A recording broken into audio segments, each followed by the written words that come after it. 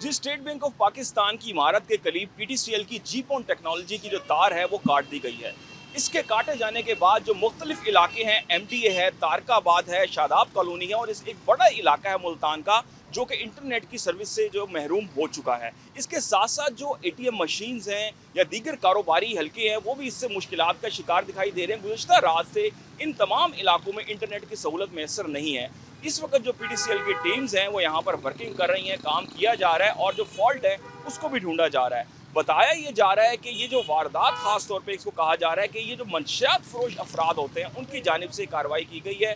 जो यहाँ पर लोहे का एक पोल लगा हुआ था उसके साथ अटैचिंग की गई थी जीपॉन टेक्नोलॉजी की वायर की। वायर तो वो लेकर नहीं गए, वायर जो है वो लोहे का पोल उखाड़ते हुए वायर कट गई, जिसके बाद जो इंटरनेट की सर्विस है वो मुतासिर है और यहाँ से जो लोहे का पोल है वो गायब है। तो मजमूई तौर पे काम अभी जारी है। जो पीटीसीएल की यहाँ पर टीम है इनका ये कहना है कि मजमूई तौर पर तकरीबन 3 से 4 घंटे का काम और हो सकता है, जिसके बाद शादाब कॉलोनी, एमडीए और जितने भी दीगर इलाके यहाँ पर हैं जिनकी इंटरनेट सर्विस इस वक्त बंद है वो बहाल कर दी जाएगी तकरीबन 4 घंटे बाद। जी।